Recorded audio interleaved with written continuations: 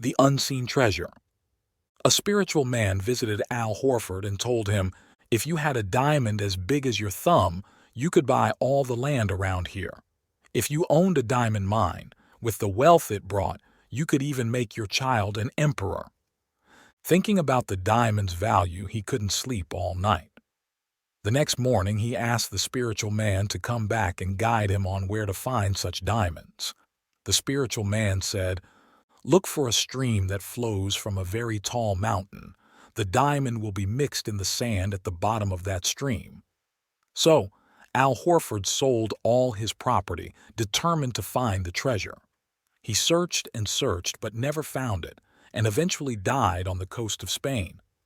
Meanwhile, the person who bought Al Horford's house discovered a shining object in the sand at the bottom of a small stream in the backyard. He dug up the glowing stone, took it home, and placed it on the kitchen shelf. Later, the same spiritual man visited and saw the shining stone on the shelf. He said, this is a diamond. Has Al Horford come back? No, Al Horford hasn't returned. I found this stone in the backyard, the homeowner replied. 2. Who forgives whom? There was someone who wanted to insult Buddha Siddhartha to see how the Buddha would react. He spit in the Buddha's face. The Buddha calmly wiped his face and asked, do you have anything else you wish to say? It was as if the man had just spoken to the Buddha instead of spitting on him. This surprised and confused the man, not knowing how to respond, so he walked away. After returning home, he couldn't sleep all night, feeling guilty for his completely wrong action. Early the next morning, he went to the Buddha, knelt at his feet, and pleaded, please forgive me. The Buddha said, now, who is there to forgive you? The person who was spat at no longer exists, and the person who spat no longer exists. There's no one to apologize to. Forget about it. There's nothing to be done, and that person can't do anything either. Those two people are gone. It's over. There's no one left, and there's nothing left to do. You are a new person, and I am a new person too. Everything is constantly changing and moving. Nothing is fixed. Once you hold on stubbornly, you will make mistakes. 3. The key point of the issue. For 20 years teaching at the Law School of the University of Pennsylvania, every time Professor Dr. Adrian stepped into the classroom, he would write the numbers 2 inches and 4 inches on the board and then ask the students, what's the answer? Some would say 6, others 2, some 8. And there were those who found it boring and just sat there in silence. After letting the students debate for a while, the professor would finally speak up. Arguing like this is pointless because you're missing the key point of the issue. What is the key here? Is it addition or subtraction, multiplication or division, or something else entirely? How can you come up with the right answer if you don't even know what the issue is? 4. Offering. The sermon of the pastor deeply moved a believer who, after the service, told the pastor he was willing to give everything to God. The pastor asked, if you had 2 cars, would you be willing to give one away? Yes. The pastor then asked, if you had 2 houses, would you give one away? Yes. The pastor asked another simple question. If you had 2 pairs of shoes, would you give 1 pair away? This time the man answered, no. The pastor, puzzled, asked, why not? The man said, because I don't have 2 cars or 2 houses, but I do have 2 pairs of shoes. 5. Trust beyond understanding. A man had a dream where God told him to take the life of his own son. Waking up, he packed his bags, planning to take his son into the forest the next day, a place the boy had never been before, which made the child incredibly excited. In the middle of the night, the child woke up and asked, Dad, why are we going to the forest? The father felt uneasy because his intention was to fulfill the dream's command, but seeing his son so thrilled, he didn't know how to answer. Finally, he said, "God is our Father, just like I'm your dad." The father carried his son deep into the forest. Then he began sharpening a knife, the knife he intended to use on his son, who was blissfully unaware, and even helped his father, causing the man great distress. The son asked, "What are you planning to do, Dad?" "Don't you realize I'm preparing to take your life?" The child laughed, joyfully saying, "I trust you just like you trust God." 6. Teeth gone, tongue remains. Lao Tzu's teacher, Chang Tung, was incredibly wise with a unique way of explaining things. One day, Lao Tzu visited his sick teacher. Chang Tung opened his mouth for Lao Tzu to see, then asked, "Do I have any teeth left?" "No, master, all your teeth have fallen out," Lao Tzu responded, shaking his head. "What about my tongue?" Chang Tung asked, sticking out his tongue. "It's still there." "Master, your tongue remains," Lao Tzu replied. "Do you understand what I mean?" Chang Tung inquired. "The hard has been lost, leaving only the soft behind," Lao Tzu pondered for a moment before slowly responding. "Good! Good! That's exactly the point," Chang Tung affirmed with joy. Under his teacher's guidance, Lao Tzu realized that the soft can overcome the hard, embodying the idea of using softness to conquer strength. 7. The art of conversation. Socrates had a habit of going to the bustling markets of Athens to engage in conversations or debates with people. He had some unique ways to spark a conversation or debate. Once, Socrates went to the market as usual and asked someone there, "Excuse me, I'm a bit confused about something and need your help. Everyone says that we need to be moral in life, but I'm not really sure what being moral actually means." The person replied, "It means always being honest, loyal, and upright. Cheating or lying would mean you're immoral." Socrates pretended not to understand and asked again, "Then why do generals on the battlefield always try to deceive their enemies with all sorts of tricks?" "Deceiving the enemy is justified in war, but deceiving your own people is immoral." Socrates countered, "Suppose our army is surrounded by the enemy, and a general sees his soldiers losing spirit. He lies to them saying, 'Reinforcements are on their way, let's bravely move forward.' This breaks the siege and leads to victory. Would that general be considered moral and just?" The person said, "In critical situations like that on the battlefield, such actions are necessary, but it would be immoral to do that in everyday life." Socrates continued, "If your child is sick and refuses to take medicine, parents often say, 'This medicine is very sweet.' The child then takes the medicine and gets better. Is that immoral?" The person had to admit, parents doing that is right, and it can't be considered immoral. Socrates, still unsatisfied, said, "You just said lying is immoral, and now you're saying it can be moral. This means lying can't be the sole criterion for morality. So what really defines morality? Please enlighten me."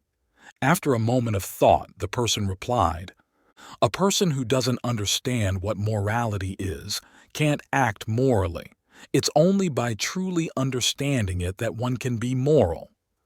Socrates was finally satisfied with this answer, smiling and shaking the person's hand. "You're truly a great philosopher. Thanks to you, I've come to understand what morality is, finally resolving a question I've long pondered. I sincerely thank you. This is the art of conversation, using questioning and specific examples in various situations to gain a comprehensive understanding of an issue." 8. Practice makes perfect.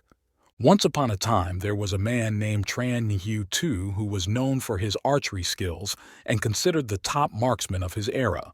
Every time Nhu Tu practiced archery, a crowd would gather to watch. Nahyu-2's archery skills were indeed masterful, not only hitting the target every time but also with great strength, earning applause from everyone. However, there was an old oil seller who shook his head, indicating his disapproval. Seeing this, Tran Nahyu-2 asked, "Can you shoot?" "I don't know how." The oil seller shook his head and replied, "Although you shoot very well, there's nothing special about it, in my opinion. It's just a matter of practice." Tran Nahyu-2 angrily said, "This old man, not knowing how to shoot yet looks down on others. What's the reason for that?" "Young man, please calm down." The old man remained calm, unafraid. "I'm an oil seller. I can pour oil without spilling a single drop. If you don't believe me, I'll show you." The oil seller placed a gourd on the ground and put a coin on top of its mouth. Then he poured oil through the hole in the middle of the coin. Just like that, he filled the gourd without getting a single drop of oil on the coin. You see, to do this isn't anything special. It's just a matter of getting used to it. The oil seller looked up, smiled at Nahyu-2, and from that moment on, Nahyu-2 no longer bragged about his skills. 9. The Dawn Light. The rabbi told his disciples, "Do you know when the night ends and the day begins?" The disciples answered, "When a person can tell apart the livestock in the distance, distinguishing goats from dogs, then it signifies that the day has arrived." "That's not correct," said the rabbi. "Then what is the right way?" the disciples asked. "It's when we can clearly see the face of another person, meaning when you can still recognize your fellow brothers and sisters. Because if the disciples cannot see these things no matter what time it is, it's still night." 10. Beauty and ugliness. A teacher went on a trip with his students, and when night fell, they stopped at a roadside inn to rest. The innkeeper had 2 wives, one very beautiful and the other quite plain. Seeing this, the students debated which wife the innkeeper loved more. Some thought he surely adored his beautiful wife, while others believed he loved neither. Eventually, they approached the innkeeper to ask. He replied, "I love my plain wife and dislike my beautiful one." Everyone was surprised and couldn't understand why he would love the plain wife and dislike the beautiful one. What was the reason? So, they decided to ask the innkeeper for an explanation, but the teacher stopped them, saying, "The innkeeper loves beauty. The beautiful wife always believes she is beautiful and dresses up all the time, which makes her unappealing, while the plain wife, though not physically attractive, has inner beauty. Tell me, which is more beautiful, external appearance or inner beauty?" Arrogance made the beautiful wife unattractive. How can vanity be considered beautiful? Meanwhile, the plain wife's humility, stemming from her own plainness, is what made her truly beautiful. 11. Luck. In the midst of a fierce battle, the lieutenant suddenly spotted an airplane crashing down. Normally, seeing an enemy plane crashing like that means you should immediately hit the ground. But in that critical moment, about 4 or 5 meters away, there was a soldier still standing. Without a second thought, he rushed over and pulled the man down to the ground. Right then, a loud explosion sounded and dust and dirt flew up, covering them completely. When the surroundings quieted down again, the two stood up, dusting themselves off. Only then did the lieutenant turn around to look and was shocked. Where he had been standing just moments before, there was now a big, deep hole. Sometimes, helping others is also a way of helping ourselves. 12. Letting go. An African native has a unique way of catching a monkey.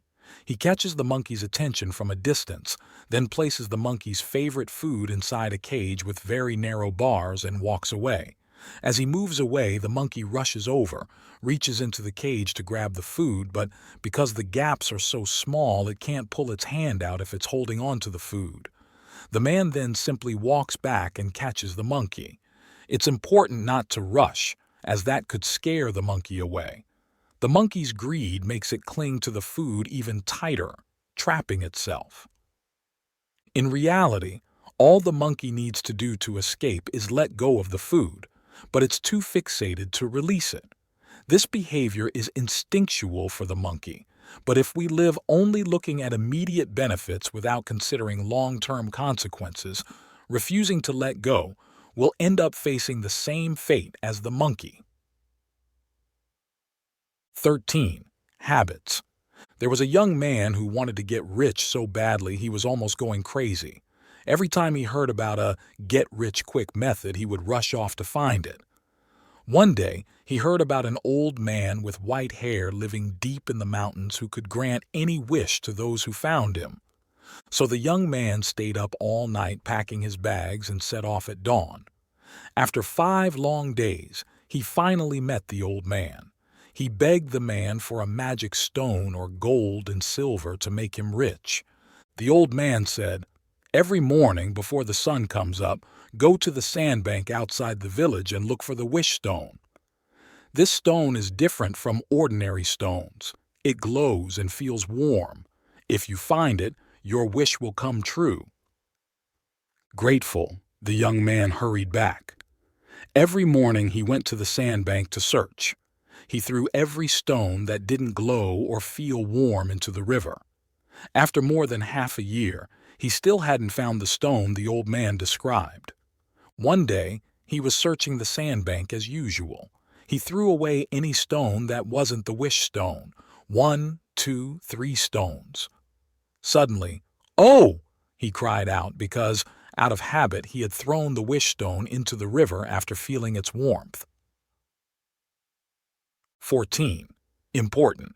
There was a Buddhist follower from Africa who traveled to the Himalayas in India, aiming to visit the sacred sites of Bodh Gaya and Lázaro Cárdenas, 2 of the most challenging places to reach.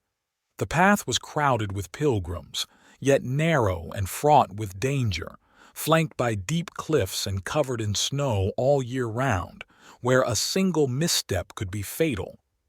After asking around carefully, he packed lightly for the steep mountain trek, knowing that carrying too much would be cumbersome, and the thin air at high altitudes made breathing difficult. On his way up, he encountered a young girl, about 10 years old, carrying a significantly larger child on her back, drenched in sweat and struggling to breathe. The pilgrim approached and asked her, "Little girl, you look exhausted. Why not let him walk on his own?" The girl replied with frustration, "Just because you think what you're carrying is important doesn't mean what I'm carrying isn't. He's my little brother." The pilgrim was taken aback. Indeed, the girl was right. Although what they carried differed, there was no real difference in weight. Whether it was the brother on the girl's back or the backpack on the pilgrim's, both were heavy. But when measured with the heart, their weight couldn't be quantified. Love can alleviate the burden, making us forget the weight we carry. Any act driven by love is beautiful, while duties not rooted in love can make us feel enslaved. 15. The power of debate. The teacher asked the student, "If a clean person and a very dirty person decide to go to the river, who will take a bath?" "The dirty person," a student answered. "No, why does he need to bathe? Being dirty has become a habit for him, while the clean person always wants to stay clean," the teacher said. "Let's try again. A clean person and a very dirty person go to the river, who will take a bath?" "It's simple," the student said. "The clean person wants to maintain their cleanliness, so they will bathe." "No," the teacher countered. "Why would the clean person need to bathe if they're already clean? It's the dirty person because he also wants to be clean. Let's do this one more time. A clean person and a dirty person go to the river. Who bathes?" This time the student answered, "Both of them bathe." He was confident in his answer, thinking he had grasped the essence of dialectics. But the teacher said, "Neither of them, because why would they need to?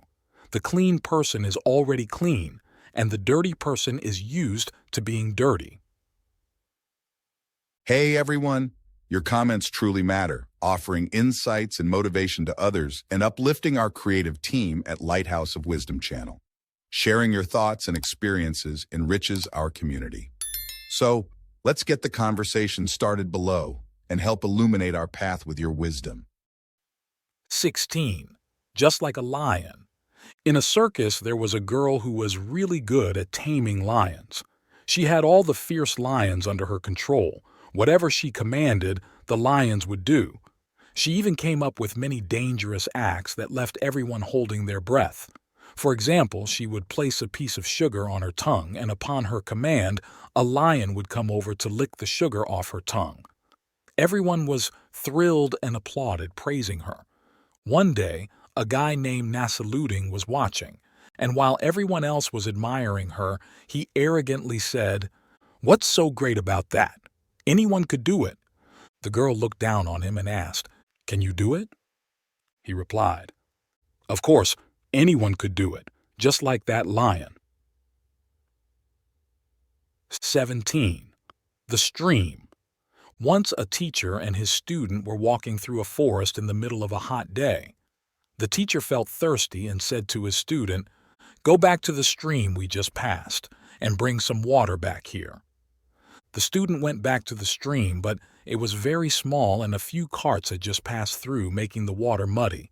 It was no longer fit to drink. He returned and told his teacher, "The water in the stream is now muddy and undrinkable. Let's keep going. There is a river not far ahead where we can get water." The teacher insisted, "No, we must go back to that stream." The student felt extremely dissatisfied hearing this because he knew the water there was undrinkable. Moreover, he was thirsty himself. But he obeyed his teacher and then asked, "Why do you insist on drinking water from that stream?" The teacher did not answer but only said, "Go back one more time."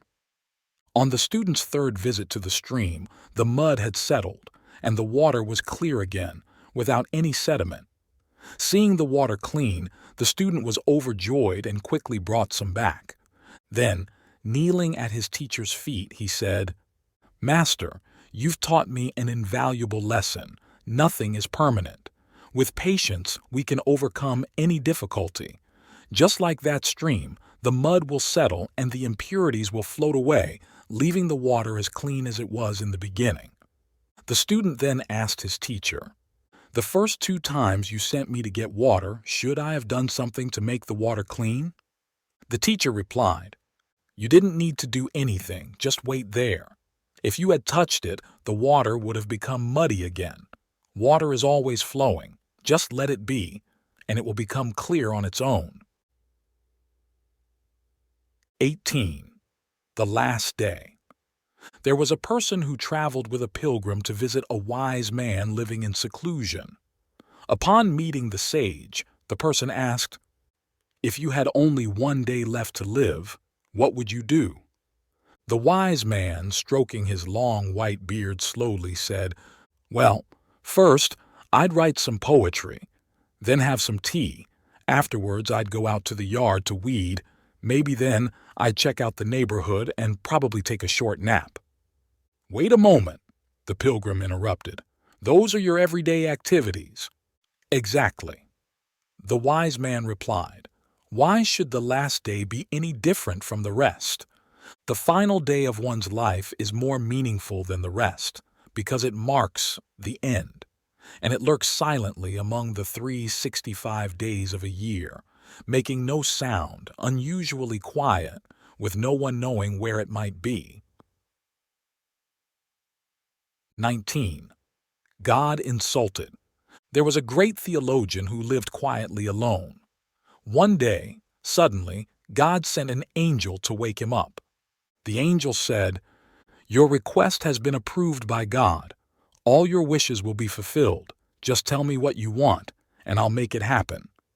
The theologian, looking dejected, said, "I wish you had come a bit earlier, back when I had many desires, but you were nowhere to be found.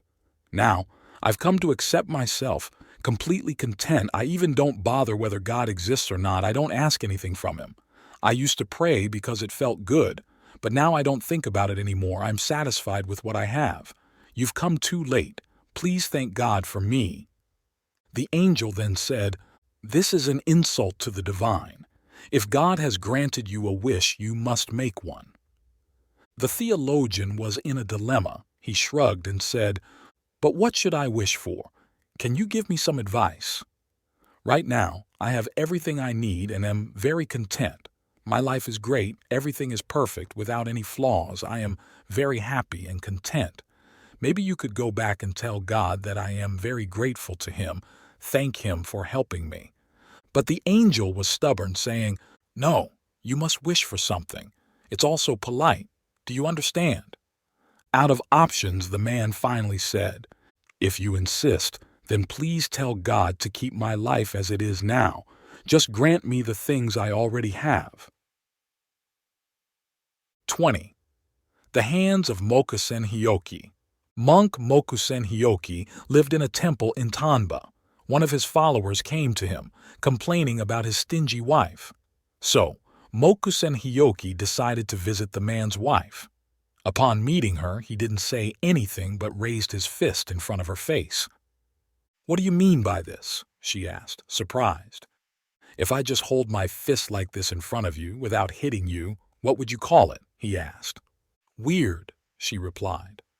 Then he spread his hand out in front of her and asked, "And if I keep my hand open like this all the time without changing, what would you call it?" "Still weird," she answered. "Just understand this, and you'll be a good wife," MOKUSEN HIOKI said, and then he left. From then on, she became loving and kind to her husband and children, no longer stingy, and even started doing good deeds regularly. 21. Full and not yet full. There was a young man who had been apprenticing with a master for many years and felt that he had mastered all of the master's knowledge. He said, "I've learned all of your techniques. I'm ready to practice on my own now." Seeing his student's overconfident demeanor, the master asked, "What do you mean by having learned everything?" "That's enough. Cramming more won't add anything else," the student replied. "Go ahead and fill this bowl with rocks." The apprentice did as instructed. "Is it full?" the master asked. "Yes, it's full." The master then took a handful of sand and poured it into the bowl with not a single grain spilling out. "Is it full now?" the master asked again. This time, "It's definitely full." The master then poured a glass of water into the bowl without it overflowing. "Is it full now?" the master asked once more. The apprentice, feeling embarrassed, bowed his head.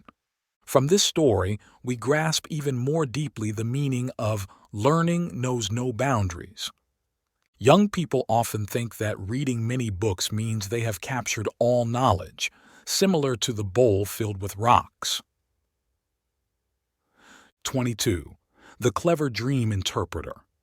There was an emperor who dreamt that he lost all his teeth.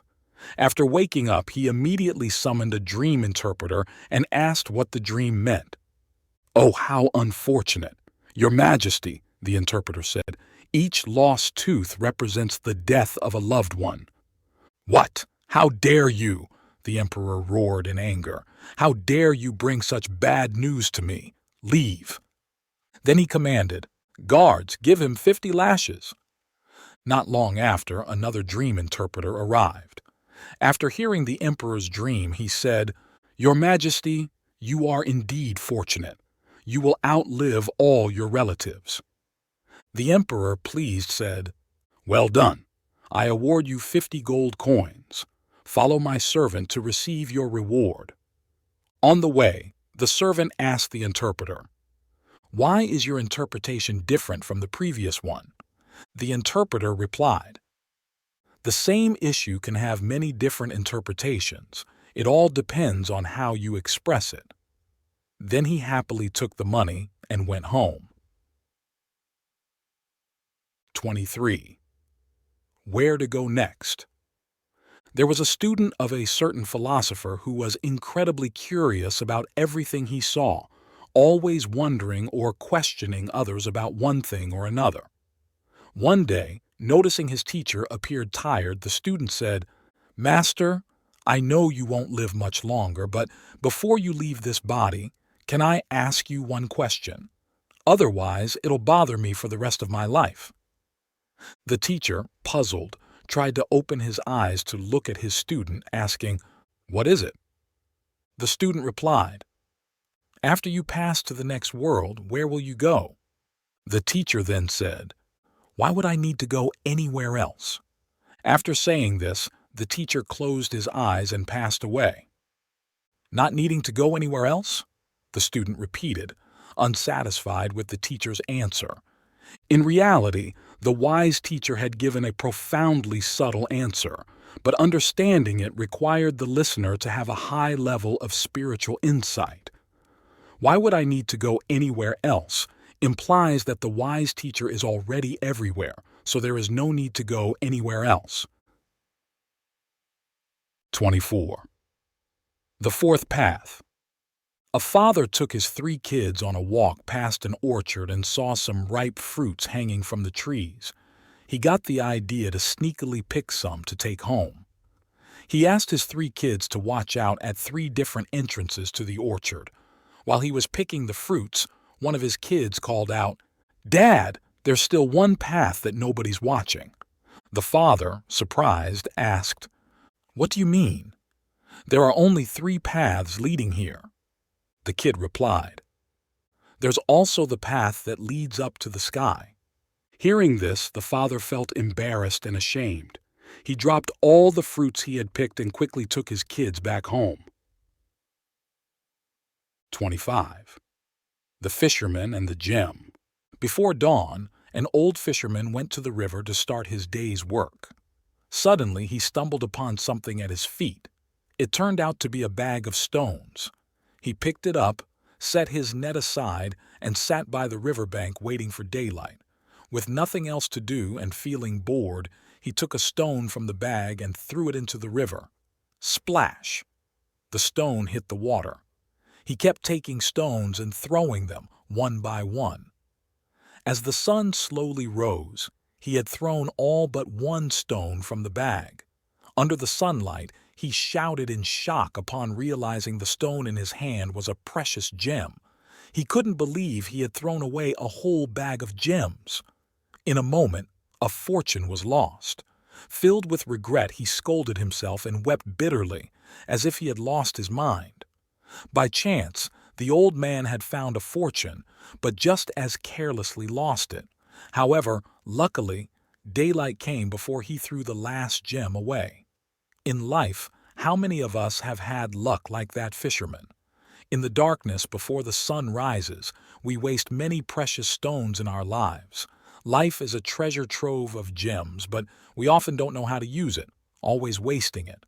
By the time we learn to appreciate it, time has already passed. When all the secrets, joy, freedom, compassion, and wisdom are gone, a lifetime has also passed by. 26. Family Dynamics, a Tale of 2 In-Laws. 2 women were chatting in the park when one asked the other, "How's your son doing?" "Oh, don't even ask, it's such a sad story," the other woman sighed. "He's really having a tough time, married to a lazy woman who doesn't cook, clean, do laundry, or take care of the kids. She just eats and sleeps all day, and every morning my son has to bring her breakfast in bed." After saying this, she burst into tears. After a while, she asked, "And how's your daughter?" "My daughter is very lucky," the woman replied with a big smile. "She got a wonderful husband who doesn't make her do any household chores. He does everything, cooking, cleaning, laundry, and taking care of the kids. And on top of that, he brings her breakfast in bed every morning." 27. 3 times preaching. There was a famous monk who traveled to a small town for the first time. His reputation was well known in the town, so when word got out that he was visiting, everyone was excited to invite him to give a lecture. The monk said, I'm just a simple person, and I'm afraid my teachings might confuse you all, so I'd rather not give a lecture." Despite his refusals, the people persisted, eagerly waiting. Left with no choice, the monk finally agreed. "All right, this Friday I will give a lecture for everyone. What topic would you like me to talk about?" Everyone unanimously said, "About God, of course." When Friday came, the whole town gathered cheering as the monk took the stage. His first question to the crowd was, "Do you know what I'm going to talk about regarding God?" Surprised, the people replied, "No. What are you going to teach us?" "Well then," the monk said, "there's nothing more to say since you aren't prepared. Without prior knowledge, my words would be pointless. This is a complex matter that requires understanding." After saying this, he left the stage. Everyone was puzzled, having no clue what just happened, so they invited the monk again for the next Friday. A week flew by, and on Friday the monk returned and asked the same question. "Do you know what I'm going to talk about?" This time, everyone answered in unison, "Yes." The monk responded, "If you all already know, then there's no need for me to speak. It would just be a waste of your time." Then he left the stage again. Now the people were almost driven to madness, unsure of how to react, sensing there must be some deeper meaning. Thus, they persuaded the monk one more time. The following week, the monk came back and asked again, "Do you know what I'm going to talk about?" This time, the people were smarter. Half said yes, while the other half said no. The monk then said, "Then there's no need for me to speak. Those who know can tell those who don't." 28. Gratitude. 5 clueless folks were seen carrying a huge boat on their heads as they walked into a town. The townspeople were utterly astonished by this sight. The boat was so large that it seemed it could crush them. Why would they carry it around like that? Curious, someone approached and asked, "What are you guys doing?" One of them replied, "We can't leave this boat behind. It's because of this boat we've made it here. How could we just abandon it? Without it, we wouldn't be here today. We would have perished on the other side. We will never leave this boat. Carrying it on our heads is our way of showing our simplest form of thanks for what it has done for us." 29. The Python and the Leopard. In a certain forest there was a large python and a leopard both stalking an antelope. The leopard watched the python, and the python watched the leopard, each silently plotting their strategy. The leopard thought, "If I want to eat the antelope, I must first take out the python." The python also thought, "If I want the antelope, I must first take out the leopard." So, the leopard and the python attacked each other. The leopard bit the python's neck, thinking, "If I don't kill it, it will strangle me." The python wrapped itself around the leopard, thinking, "If I don't strangle it, it will eat me." Therefore, both exerted their utmost effort. As a result, the antelope strolled away leisurely, while the leopard and the python ended up collapsing on the ground. A hunter, witnessing the battle, said, "If both had attacked the prey at the same time and then calmly shared it, neither would have died. If both had given up and left the prey, neither would have died. If one of them had left, the other could have easily hunted the prey and both would have lived. If both had realized the seriousness of their situation, neither had to die. Their death was caused by a lack of humility and turning a hunt into a battle for survival." 30. Mullah Nasruddin learns to swim. One day, Mullah Nasruddin told his teacher he wanted to learn to swim. The teacher said, "Let's head to the river. You'll pick it up quickly. It's easy. Even kids can do it." However, the path near the riverbank was very muddy and slippery. Nasruddin slipped and fell, which scared him off from going any further. Instead, he ran and hid under a tree far from the river. The teacher came over and asked, "Why did you run off here? Where do you want to go?" Nasruddin said, "Sir, Can you teach me to swim first? That way, I'd be brave enough to go to the river because it looks really dangerous out there. If something happens, who's going to be responsible? I'll only go there once I know how to swim. Without going into the river, how can one learn to swim? So, NASRUDDIN never learned to swim. 31. Choosing friends. One day, 3 disciples of Socrates came to him with a question.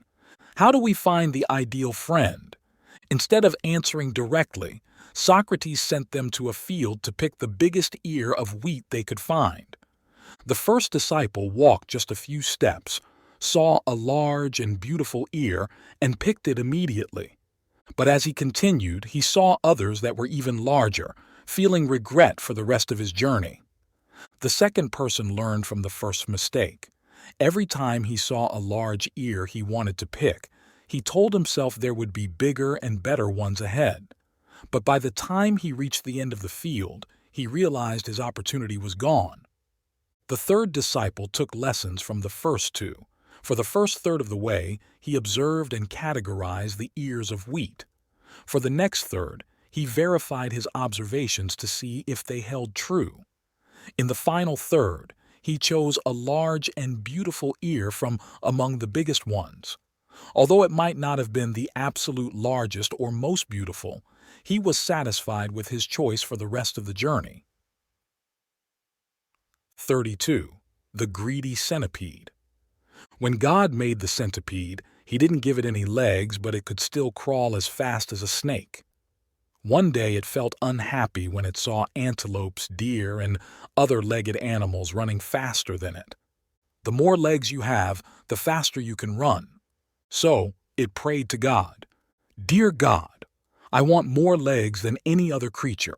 God granted its wish. He brought out many legs and let the centipede choose freely.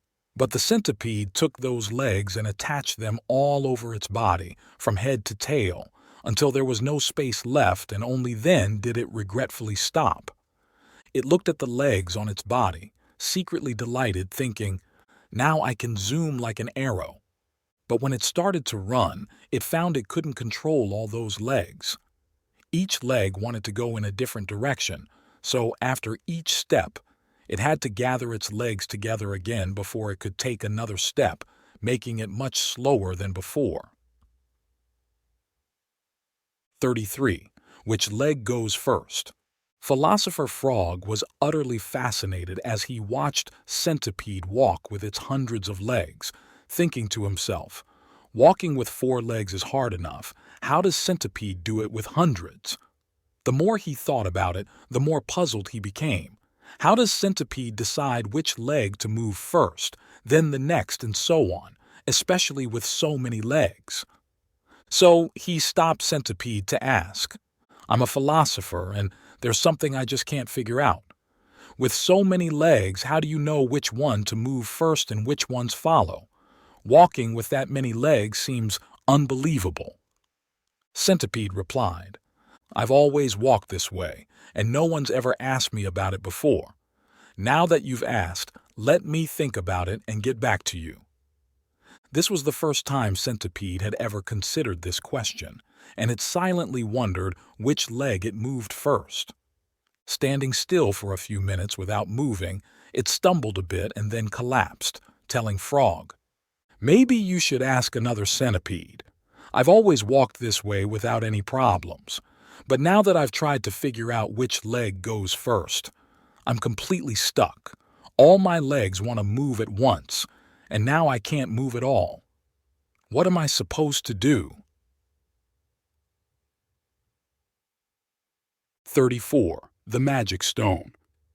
There was this oddly dressed person who came up to a few women in a small village and said, I have a magic stone. If you cook it with water, it will turn into a delicious soup. Don't believe me? I'll cook it for everyone to try.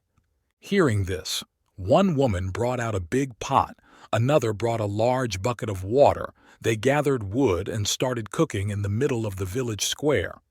The stranger carefully placed the stone in the pot of water, stirred it gently, then tasted it and nodded in approval.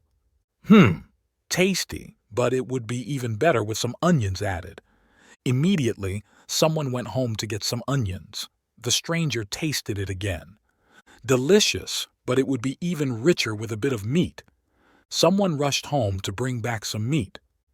If we add some vegetables, it would be perfect, the stranger suggested again. And so, with each tasting, the stranger requested something more. Someone brought salt, someone else brought sauce, and many other ingredients were added. In the end, as everyone enjoyed their bowl of soup, they realized it was the best soup they had ever had. It was just an ordinary stone that the stranger had found on the road. The truth is, when we willingly contribute, each one of us can make a delicious soup. When you put a piece of yourself into it, with unanimous heart and effort, the soup stone will be in everyone's heart. 35. Lightning. One night, a skilled philosopher and an ordinary person both found themselves lost in a dense forest. This was a dangerous, thickly wooded area filled with wild, fierce animals, all shrouded in darkness. At that moment, a storm was brewing, and the wind was howling when suddenly a flash of lightning streaked across the dark clouds. In that instant, the philosopher looked up at the sky, while the ordinary person looked around for the path. Opportunities come and go very quickly. Blink and you might miss your chance. 36. Fire. In a certain workshop, the tools were meeting to figure out how to deal with a piece of tough metal. The axe, showing off, said, "Let me handle it. I'll take care of it quickly." So it went and struck the metal, but before long it became dull, and its edge chipped. Meanwhile, the metal remained unchanged, completely unaffected. "Maybe I should try," the saw said excitedly, then started biting into it with its teeth, only to have its teeth and blade break after a while. Then the hammer laughed and said, "You guys are useless. Step back and let me do it." With that, the hammer began to pound, creating a deafening noise. But after a while, the hammer too was chipped, and the piece of metal remained as it was. "Can I give it a try?" a small flame standing by said. Nobody paid much attention to it, but it still moved closer to the metal. The flame gently heated, continuously warming it up, and as time passed, under its heat, the metal gradually turned red and eventually melted away. 37. This isn't heaven. A pastor who passed away was led to what seemed like heaven, a place of immense beauty. He was taken to a grand, magnificent room where every wish was instantly fulfilled by servants. If he felt hungry, the finest food was brought to him. If he was thirsty, even before he fully realized it, drinks were presented to him. Life went on like this, and for the first few days he was quite happy. But as time passed, he started to feel bored. He just sat in his chair, not needing to do anything since everything was done for him. The pastor became restless. Back when he was alive, he had so many responsibilities, running the church, preaching, and more.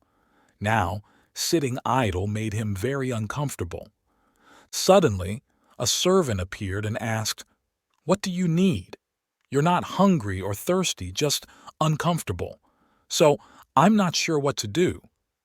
The pastor replied, "I can't just sit around like this forever. I need to be doing something." The servant, puzzled, asked, "What's making you unhappy? We've taken care of all your needs. What else do you want to do?" The initial joy the pastor felt turned into unease, and he replied in frustration, "You call this heaven?" Hearing this, the servant asked, "Who told you this was heaven? This is hell. Make no mistake, this place is hell." That's when the pastor realized that a place where there's no work to do is truly hell. The idleness was driving him mad. Without passionate believers to engage with, no one to preach to, and nothing to occupy him, such a life was indeed hell for him. 38. Ideals and reality. Two hungry people were given a basket of fish and a fishing rod by an elder. One took the basket of fish, while the other grabbed the fishing rod, thanked the elder, and left. The person with the fish started a fire to grill them. He devoured them like a starving tiger, and before the smell of the cooked fish could even spread, the entire basket was empty. Not long after, he died of hunger next to the empty basket. The one with the fishing rod continued to fight off his hunger, struggling towards the sea. But by the time he could barely see the sea in the distance, he had no strength left, died with resentment, staring at the sea. Later on, 2 more hungry people came to the elder's house and were also given a fishing rod and a basket of fish. However, they decided not to split up but to negotiate and go to the sea together. Every day, they would grill and share one fish. They made it to the seashore, and after some time they began to fish for a living. Years later, they built houses, started families, owned their fishing boats, and led happy lives. The first 2 people, one only saw the immediate benefit, the other set a goal too far away, both not aligning with the realities of life. Only the latter 2 managed to blend their ideals with reality, and because of that, both succeeded. Sometimes common sense makes one ponder. 39. A small matter. There was someone who wanted to hang a big painting on the living room wall, so they asked their neighbor to come over and lend a hand. After the painting was temporarily hung, the neighbor suggested, "It doesn't look very nice like that. It would look better in a wooden frame." Hearing this, the person agreed and asked the neighbor to help find some wood for the frame. After getting the wood, when they were about to nail it together, the neighbor said, "Hold on. This piece of wood is a bit long. We need to cut it a bit." So they went to find a saw, but after a few strokes, the neighbor remarked, "This won't work. The saw is too dull. It needs to be sharpened." Then they went back home to look for a file. Later, they realized that the file's handle needed fixing for a better grip. So they went into the bushes to find a suitable branch to make a new handle. But to cut the branch, they first had to sharpen the axe. And to sharpen the axe, they needed to secure the grinding stone properly. Therefore, they had to make a stand to hold the grinding stone in place, which in turn required a carpenter's bench. But they didn't have a full set of carpentry tools, so they couldn't make it. So they went into the village to borrow the necessary tools, but this time they didn't come back. Of course, the other guy had to hang the painting by himself. In the evening, when he saw the neighbor again, the neighbor was on their way to help a carpenter carry a bulky electric saw from the store. All of us face many crossroads in life, but some people get lost in their own mazes. These people always seem busy, but in reality, they don't even know what they are busy with. 40. 2 men on a road and an axe. 2 people were walking down a road when one of them found an axe. "So," he exclaimed, "look what I found." "You shouldn't say I," the other one said. "You should say, we found it." Later, the man who lost the axe came by, pointing at the one holding the axe, accusing him of theft. "See," he said to his friend, "now we are in trouble." "You can't say we," the other one replied. "You have to say, I am in trouble." A person who doesn't know how to share their gains shouldn't expect others to share their troubles. 41. The Divine Turtle. A fisherman caught a divine turtle, which then appeared in a dream to King Song Yuan of the Song dynasty. That night, the king dreamed of a figure peeking through the window who spoke, "I live in the Tai Lo Marsh, and this time, on behalf of the water god of the Qing River, I came to visit the abode of the river god. Unfortunately, I was caught by a fisherman named Du Thu." The next morning, King Song Yuan woke up, puzzled by the dream, and asked for it to be interpreted. The interpreter told him, "This was the divine turtle sending you a message." King Song Yuan asked his servants, "Is there a fisherman named Du Thu?" A servant replied, "There is a fisherman named Du Thu." So King Song Yuan ordered the fisherman Du Thu to be brought to the palace. The next day, Du Thu appeared before the king. King Song Yuan asked, "What have you caught?" Du Thu replied, "Not long ago, while casting nets, I caught a large white turtle, its shell about 5 feet wide." King Song Yuan commanded Du Thu to present the turtle to him. Du Thu went home and brought the divine turtle to the king. After acquiring the divine turtle, King Song Yuan several times thought of killing it, but also wanted to keep it. Because he hesitated and couldn't decide, he called for the interpreter again. The wise man said, "If you use the shell of this turtle for divination, you will encounter good fortune." Thus, King Song Yuan ordered the turtle to be killed and its shell to be used for divination, which turned out to be accurate all 72 times it was consulted. The divine turtle had the ability to send dreams to King Song Yuan, but couldn't escape the fisherman's net. Despite its power of prophecy being accurate 72 times, it couldn't avoid being killed by others. This shows that even great intelligence has its limits, and sometimes, despite having extraordinary wisdom, things don't always go as planned. 42. Sincere advice. During a lecture by a management professor, "First, let's do a small experiment." The professor started putting rocks into a large jar until no more could fit, then turned to ask the students, "Is it full now?" The students unanimously answered, "Yes, it's full." The professor then took some gravel and added it to the jar, shaking it so the gravel would fill the spaces between the rocks until no more could fit. He then asked the students, "Is the jar full now?" This time, the students were cautious, with one saying, "Maybe not yet." The professor then poured sand into the jar, which filled up the remaining spaces between the rocks and gravel. After that, he asked again, "Is the jar full now?" "No." This time, the entire class agreed. Very good.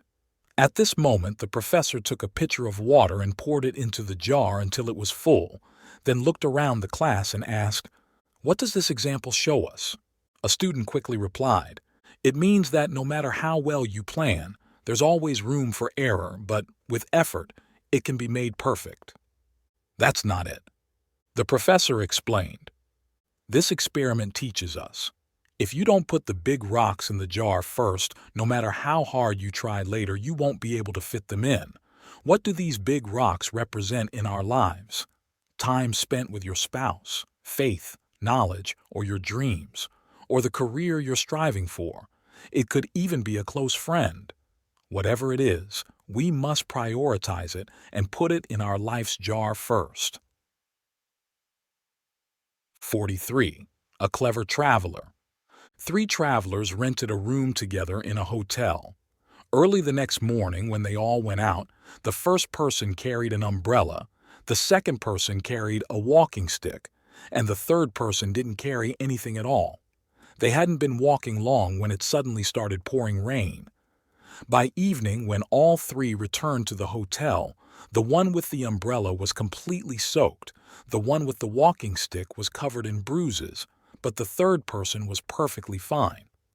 This puzzled the other 2, who then asked the third person, "How come you didn't bring an umbrella or a walking stick, and yet nothing happened to you?"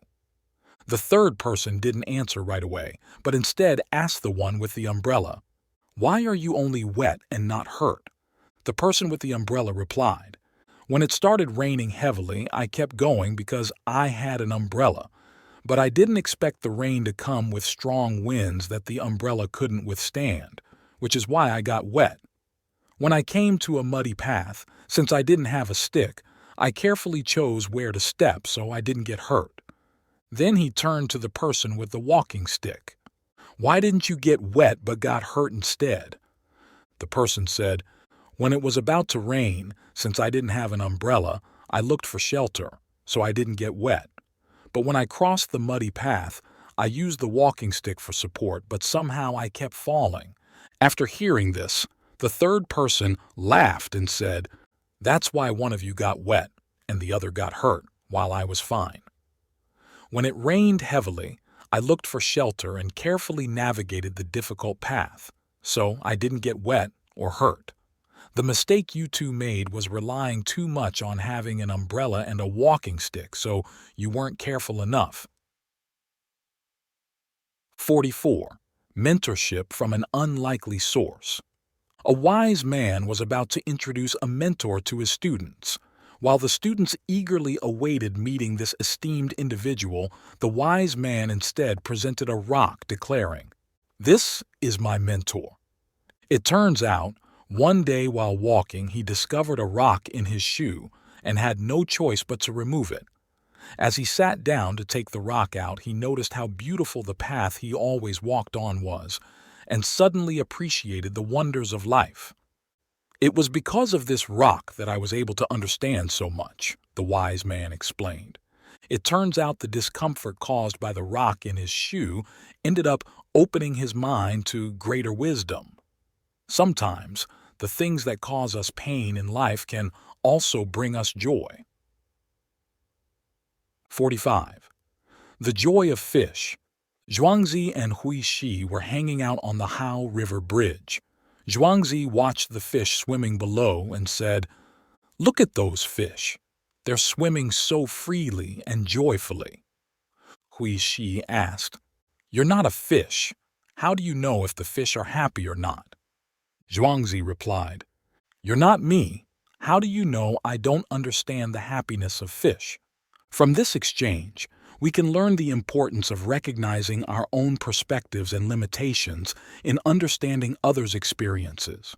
Just as Zhuangzi suggests that one can observe and perhaps understand the joy of fish without being a fish, it also highlights that our interpretations are colored by our own views and experiences.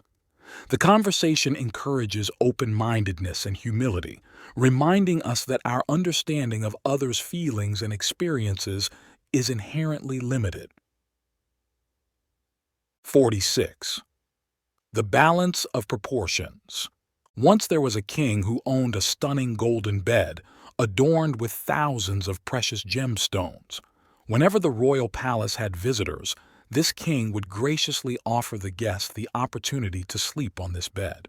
However, the guest had to adjust themselves to fit the bed. If the guest was too tall, they had to shorten themselves to fit. Since the bed was a priceless treasure, of course, it couldn't be altered. Thus, it was the user who had to change their height to match the bed. This bed wasn't made for the user. Rather, it seemed people were born for the bed.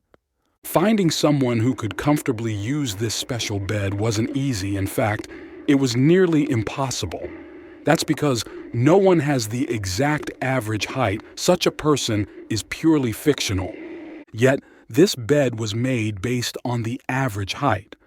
The king, who was also a mathematician, had meticulously calculated this special bed's creation.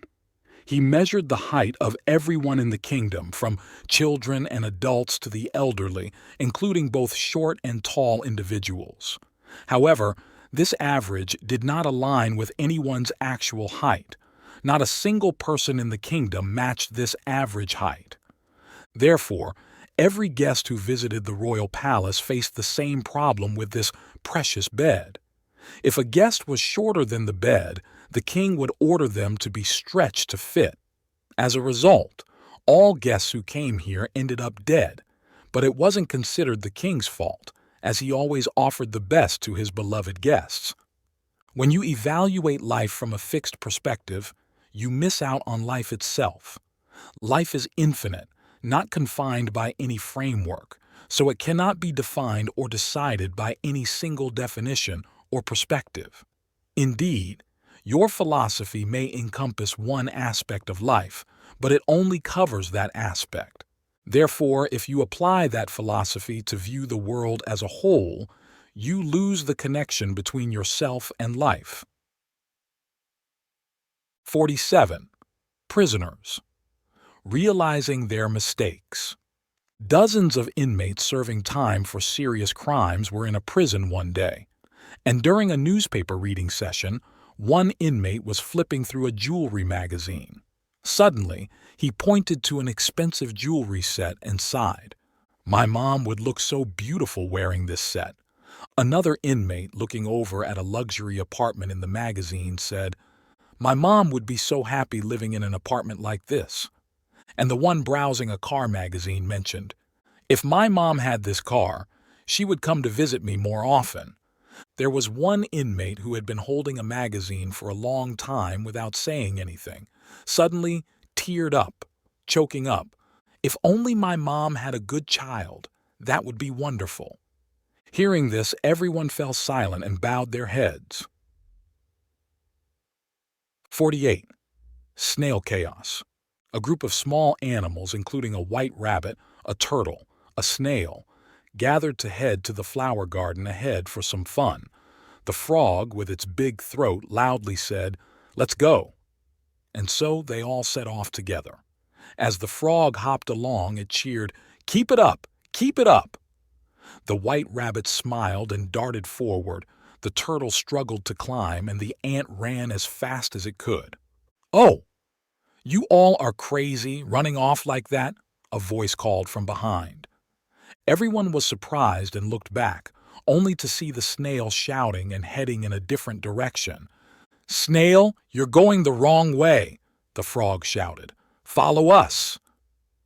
"Where are you going?" asked the snail. The snail looked at its friends and said, "Are you all blind? You need to follow me to get it right." No matter what everyone else said, the snail wouldn't listen and kept crawling in its own direction. The others sighed and went their separate ways. The snail spat out some slime and muttered, "My eyes are always on the garden. There's no way I could be wrong. If you won't listen, then stay away from me. Leave me be. It's just jealousy. Whatever, their legs aren't as numerous as mine.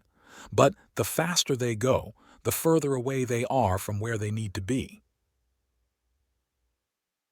49. The seed. Long ago, in a certain kingdom, there was a wise and kind king who was deeply respected by everyone. The king was getting old and he had no one to succeed him, which worried him greatly. One day, he said to his ministers, "I will choose an honest child from the kingdom to adopt as my own." Then he instructed his ministers to gather all the children in the kingdom, and he gave each child a flower seed, advising, "Whoever can care for this seed and grow a beautiful flower from it will be the one to inherit my throne." The children took their seeds and planted them. They watered, fertilized, and weeded them diligently. Among them was a child who took great care of their seed, but despite all their efforts, the seed did not sprout. Even after changing the soil, there was no change. As the day to present the flowers to the king drew near, the seed still lay dormant. The king visited each child to see their flowers, always with a satisfied smile on his face. When he came to this child and saw their tear-stained face in the pot of soil they held, he asked, "Why have you brought a pot of soil here?" The child explained how they had taken care of the seed, changed the soil, but still, the seed did not sprout. They even mentioned feeling it might be karma for once stealing an apple from someone's garden. The king was overjoyed upon hearing this and said, holding the child's hand, "You are very honest, exactly the kind of person I was looking for." This puzzled everyone, and they asked, "Why did you choose this child with an empty pot as your successor?" The king laughed and replied, "Because all the seeds I gave to the children were boiled and couldn't possibly sprout." Hearing this, the children holding beautiful pots of flowers all hung their heads in shame. 50. The Fish King's Son. A fisherman, known for his exceptional fishing technique and revered as the Fish King, found himself in despair in his later years because his 3 sons only possessed average fishing skills. He often shared his troubles with others, saying, "I can't understand why my fishing skills are so good, but my sons are so poor at it. I've taught them everything I know. When they were young, I showed them the basics. how to set and cast nets to catch the most fish, how to row the boat without scaring the fish, and when to throw the nets to catch fish. As they grew, I taught them to read the tides and know about the fish. All the experience I gathered over the years, I didn't hold anything back but passed it all to them, yet their skills are still nowhere near mine. After hearing him, someone asked, "Do you help them every time they cast the nets?" "Yes.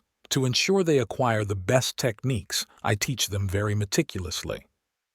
"And do you accompany them every time they go to sea?" "Yes. To prevent them from getting lost, I always go with them to guide."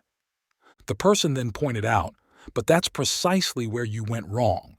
You've only passed on the techniques to them without letting them apply it themselves. A person who only knows the theory but can't apply it in practice is like someone without experience. How can they become proficient?" 51. The village deity. At the entrance of the village, there's a small shrine with a wooden statue of a deity inside. It's been a while since anyone came to worship, and the shrine is covered in a thick layer of dust. One day, a man passing by the shrine found a large ditch blocking his path and couldn't continue. He blamed the deity for the obstacle and, in anger, knocked over the altar and threw the deity statue into the ditch. Another person, seeing this and feeling pity, picked up the deity statue, cleaned it, and respectfully placed it back on the altar. However, the deity criticized him for not offering incense and punished him with a headache that lasted for 2 weeks. A local judge, puzzled by this, asked, "Why does the person who threw you into the water suffer no consequences while the one who helped you is punished?" The deity replied, "You don't understand. It's always easier to bully the kind-hearted." 52. Retreat and attack. A wolf encountered a goat on the road. The wolf said, "I want to eat you." "Dear Mr. Wolf, you wanting to eat me is quite an honor. However, my meat isn't as tender and tasty as the other goats. My body is very strong. I can even defeat a bull. If you don't believe me, I can show you." How could the wolf believe such a thing? So it went and found a very strong bull. Then it locked the two animals in a room to fight each other. The outcome astonished the wolf. The survivor who walked out wasn't the strong bull, but the supposedly weak goat. The bull lay motionless on the ground. Its horns were broken and blood was streaming from its head. The wolf quickly asked for the reason. "That goat was very agile. Every time I charged, I missed and hit the wall instead, causing me great pain and bleeding. In anger, I tried to charge even harder, but it dodged every time. The angrier I got, the more I hurt myself and became tired. Meanwhile, it became even more agile and clever. In a moment of anger, I exposed a weakness, so it took the opportunity to take me down." The bull honestly replied, "Oh, that goat is indeed cunning. It purposely dodged to find a gap to attack. I will catch it soon." The wolf hurried outside to look for the goat, but it couldn't find the goat anywhere. In life, sometimes retreating is the most effective way to attack. 53. Half a rug.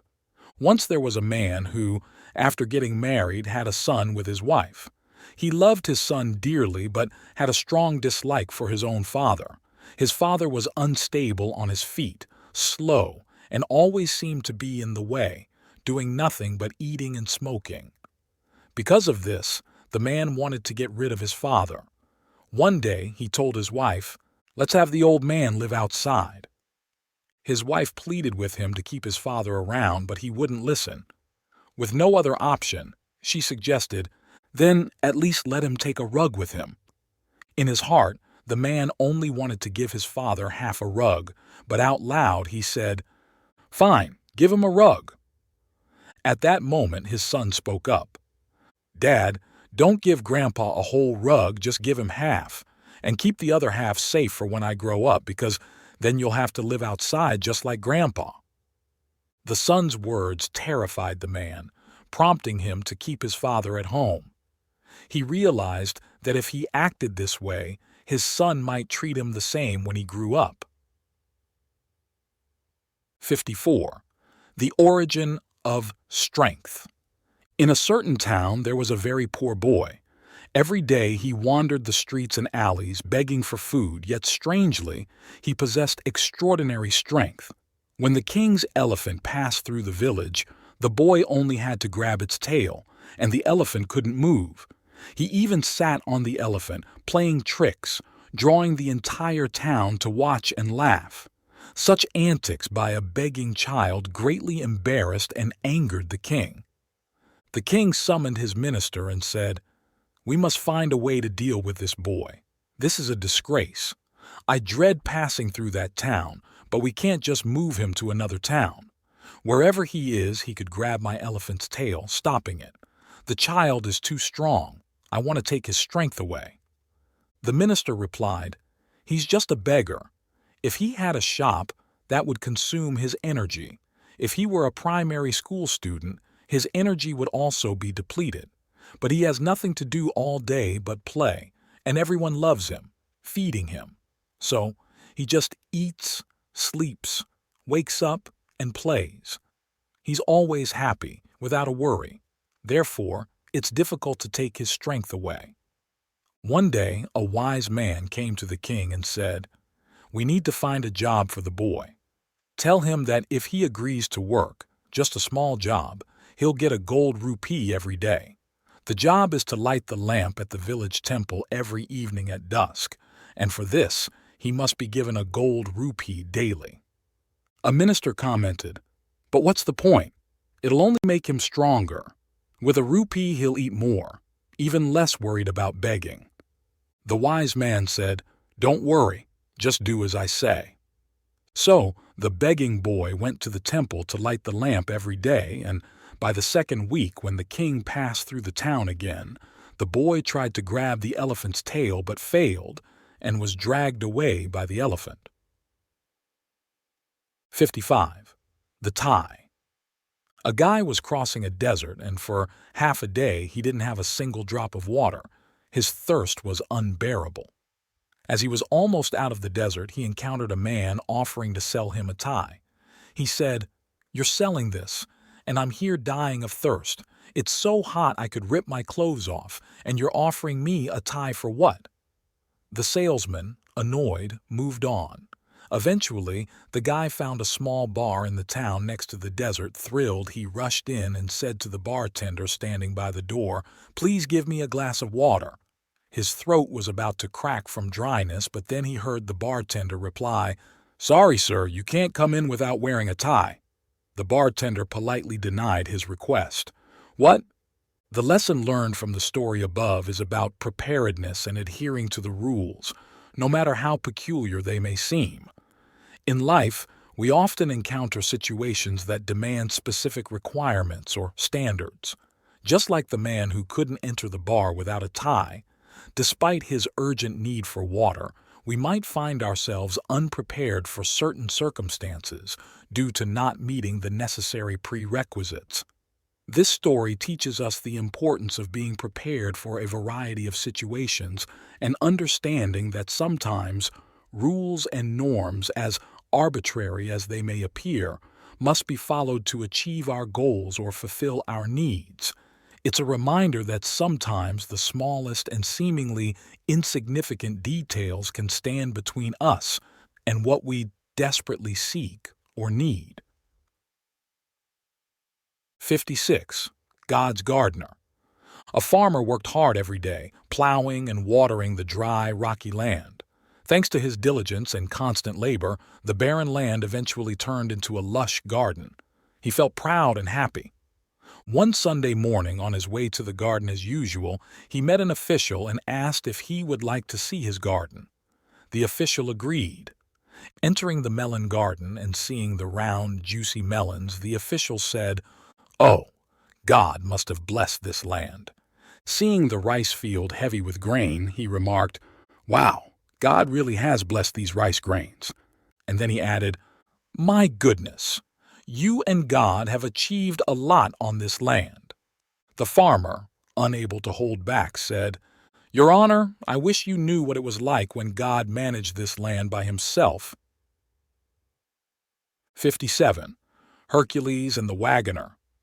A wagoner was driving his wagon along a muddy road loaded with goods. After a while, the wheels sank deep into the mud, and the horses couldn't pull it out. The wagoner stood there, unsure of what to do, looking around and occasionally calling out for the strong man Hercules, hoping he would come to help. Finally, Hercules appeared and said to the wagoner, "Put your shoulder to the wheel, then whip your horses, and they will easily pull the wagon out of the mud. But if you just stand there calling my name, you won't get anywhere, nor can you expect anyone else to help you. Self-help is the best help." 58. True to oneself. A lesson in authenticity and generosity. A wealthy businessman's daughter fell deeply in love with a young man from a poor family.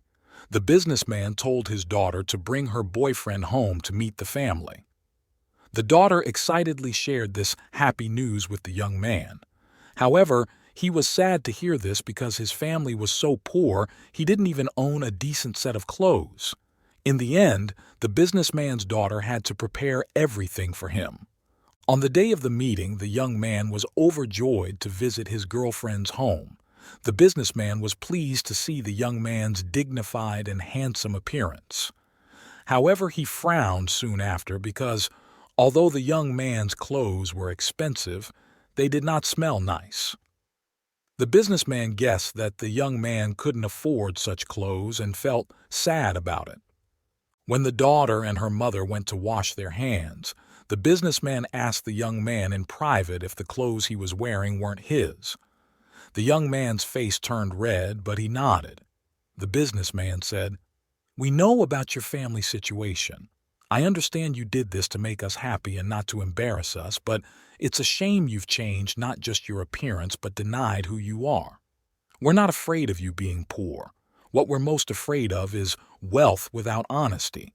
If a person denies their true self, how can they have a place in society in the future? And how can I be at peace giving my daughter to you?" The businessman's words were direct and harsh, like a cold splash of water to the young man's heart, making him feel very ashamed. This meeting turned out to be a valuable lesson for him.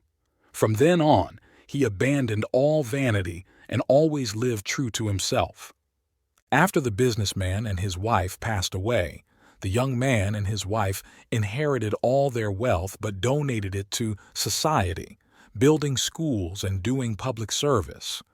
Even though they became wealthier than the businessman and his wife, they lived simply and modestly, always remembering that true happiness comes from being honest with oneself and what one has. 59. The Wolf Pack's Dilemma. A pack of wolves was chased by a hunter and took refuge in a cave. The hunter set a trap at the cave's entrance so the first wolf to exit would be caught, but the others would be saved. The wolves, having starved for a day and a night, discussed who should go out first. The oldest wolf said, "I'm the eldest here. It doesn't make sense for me to go first." The youngest wolf said, "I'm the youngest. It shouldn't be me going out first." The mother wolf said, "I have 3 pups waiting to be fed. Could you bear to see them starve?" A limping wolf said, "I'm already injured, so I should be taken care of." Only one healthy wolf remained, and it said, "I can go out first, but if I go out last, I might have a chance to avenge us by killing the hunter." Days later, the hunter pulled a pack of starved wolves from the cave. 60. Happiness and 2 drops of oil. A young man eager to uncover the secret to happiness braved numerous mountains and rivers, trekked across deserts, and finally reached a grand city where a wise man lived. As the young man entered the city, he saw many vendors bustling about, people happily chatting, a band playing in the central square, and a table laden with delicious food. He approached the wise man and explained why he had come. The wise man handed him a spoon with 2 drops of oil in it and instructed him to walk around the city without spilling the oil. After the young man returned, the wise man saw that the oil was still in the spoon, not a drop spilled. He asked the young man if he noticed anything special along the way. The young man shook his head, saying nothing caught his attention. The wise man then told him to go around again, this time paying attention to every detail of the city. Upon his return, the young man described everything he saw in great detail, but the spoon was empty, without any oil. It was then the wise man said, "True happiness is being able to see the whole world but never forgetting the 2 drops of oil you hold in your hand." 61. The magic of life. A wealthy young man deeply loved a lady of elegance, who was not only beautiful but also dressed fashionably and lived a lavish life. He adored her and always did as she asked. The day before their engagement, he asked her, "What would you like as an engagement gift?" She honestly replied, "I want a diamond ring." So, the young man bought her an expensive diamond ring as a gift. There was another young man from a poor background who loved a girl of average beauty, but she was hard-working and frugal. The day before their engagement, he asked, "What gift would you like from me?" She said, "A simple crystal ring would be enough for me." Thus, the young man spent a few dollars on a crystal ring for her, but she was very happy with it. 20 years later, the first couple had almost spent all their wealth, and their life had reached a point of misery. Even the precious diamond ring had to be sold, and now the lady wore a crystal ring. The second couple, however, had improved their lives significantly. Thanks to their hard work and savings, they became wealthy, and the once simple glass ring was now replaced with a diamond ring, leading to a fulfilling and happy life. Life is like magic. 20 years have made everything change. But the actions of today can predict their changes in the future, capable of turning crystal into diamond, and also able to turn diamond back into crystal. 62. Paying for the meal. A farmer and a gambler both went to a diner and each chose a table to sit at. The gambler ordered some vegetables, a bottle of wine, and a few steamed buns. He drank all the wine, ate 2 of the buns, and barely touched the vegetables.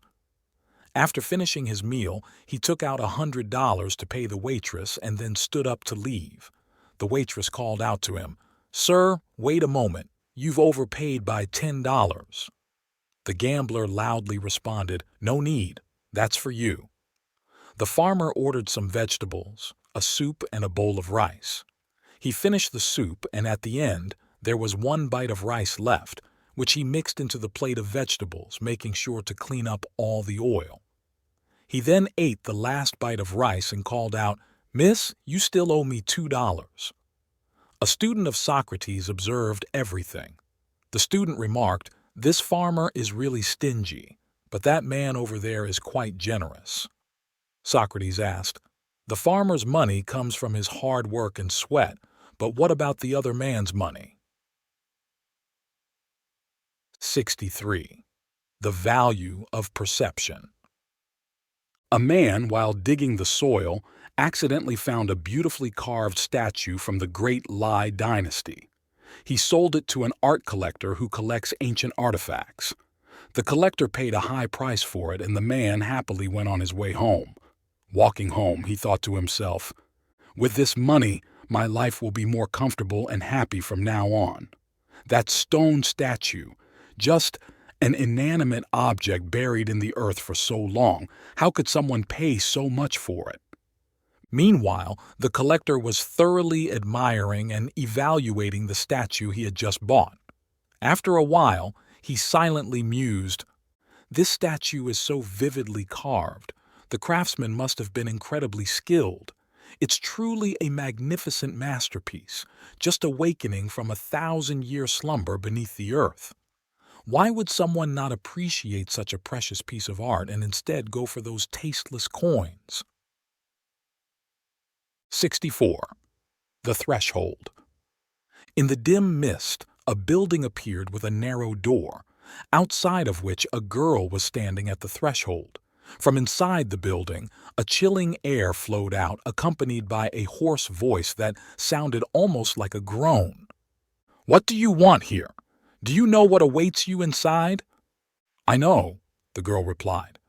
"Cold, hunger, hatred, mockery, disdain, humiliation, prison, sickness, and even death." "I know." "Being utterly alone with no one familiar around." "I know. I'm prepared. I'm willing to endure all the pain, all the torment." "It's not just enemies, but friends and family who will cause you suffering.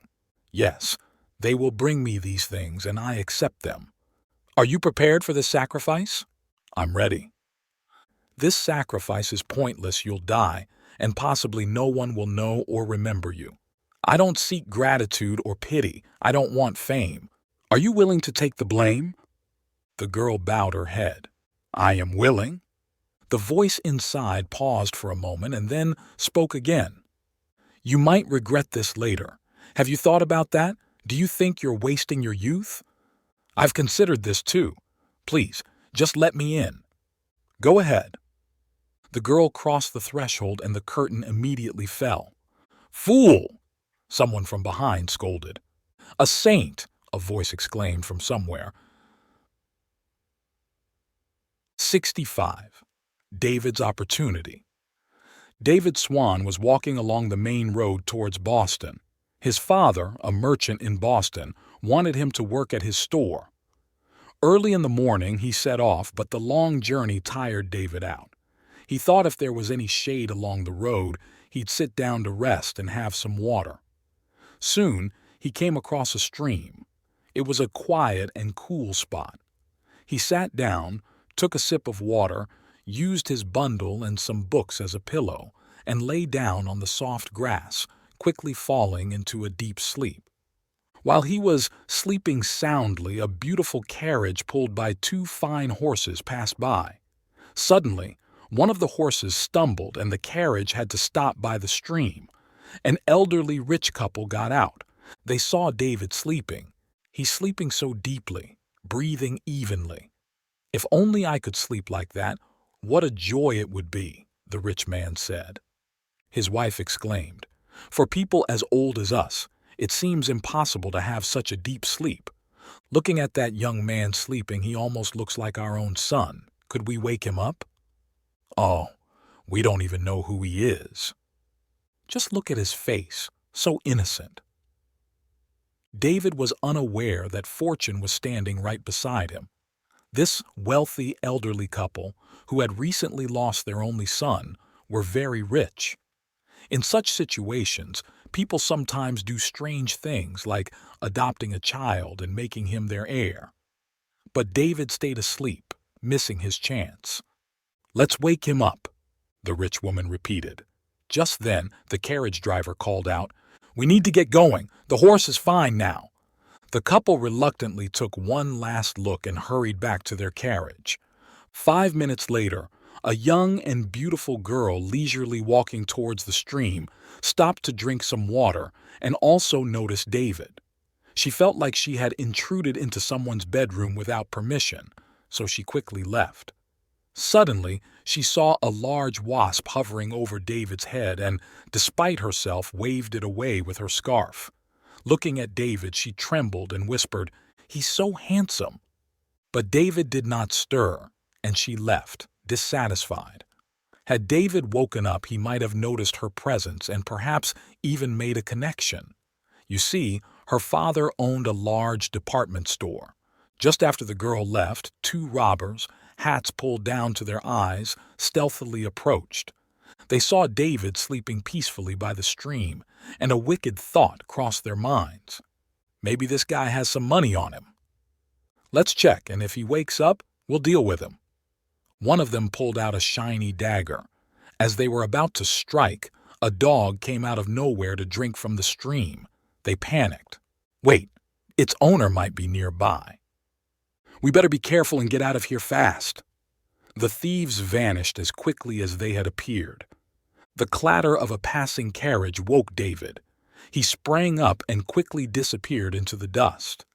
David never knew that while he slept, many things had happened, including chances of fortune and danger.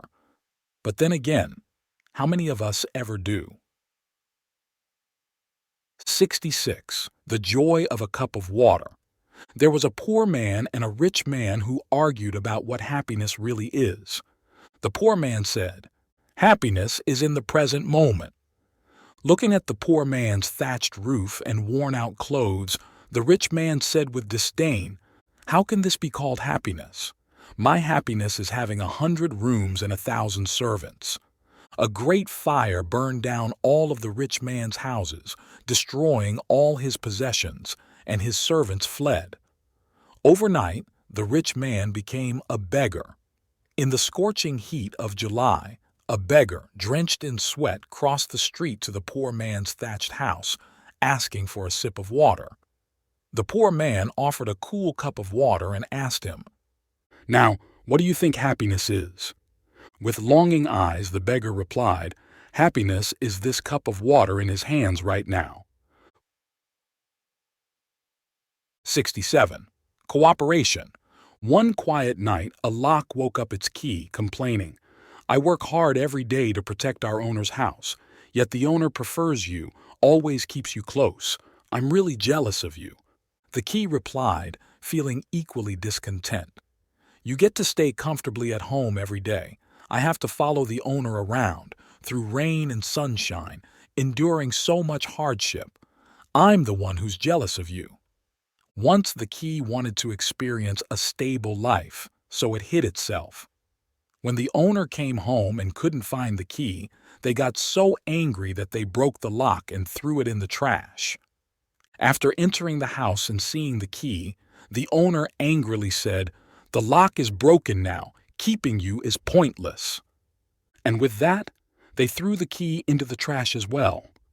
Meeting the lock in the trash, the key lamented, "Today's outcome is because, in the past, we failed to see each other's value and the effort the other had to put in. We were too busy envying each other, competing and doubting instead of appreciating what we had."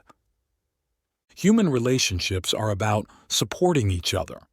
If we only compare, compete, and fight, it only leads to mutual hurt.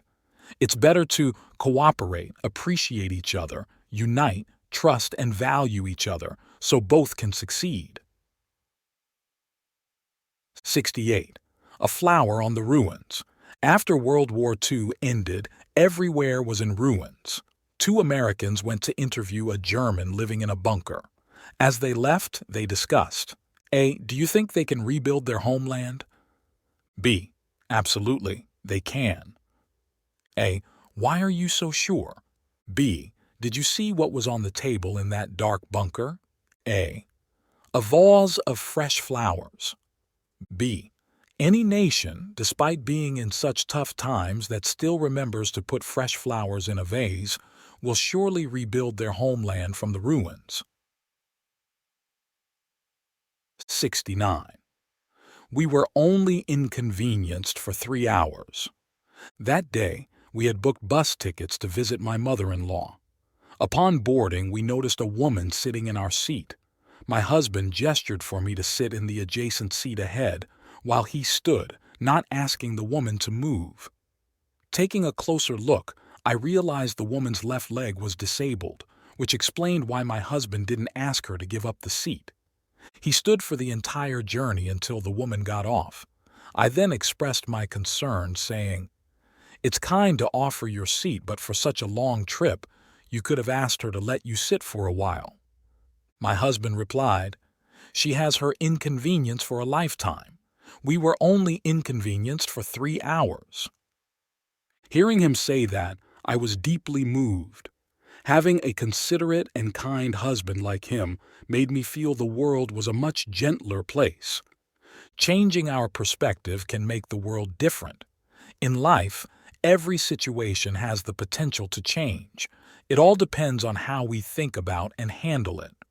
We might not achieve success in 3 minutes, but just daring to spend 1 minute can change our fate. 70. The 1 millionth stone. There was a person who, after a long time of searching for precious stones by the river, felt exhausted and worn out.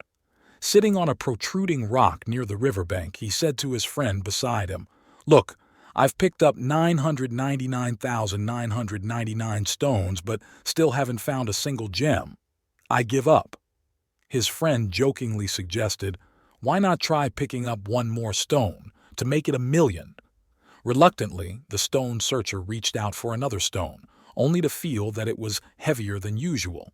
Upon closer inspection, he was amazed and exclaimed loudly, "A precious stone!" 71. The value of a stone. There was a wise teacher who grew tired of his student asking every day, "Teacher, what is the value of a person?" One day, the teacher handed the student a stone and instructed, "Take this stone to the market but do not sell it. Just see how much people offer for it." Following his teacher's instructions, the student took the stone to the market. Someone offered 2 coins for its size and beauty. Another thought it could be carved into a jade pendant and offered 10 coins. Someone else considered it as a decoration for their home, or a gift for their child, or something else. Each person had a different purpose, but the highest offer was no more than 10 coins. The student reported back to his teacher. The teacher responded, "Tomorrow, take it to the gold market and see what those people say. But remember, just ask for the price and do not sell it." The next day, the student went to the gold market, and upon return, he excitedly told his teacher, "These people must be crazy. One person just saw it and offered 100 coins. Another offered 10,000 coins, and someone else even more than that, up to 100,000 coins.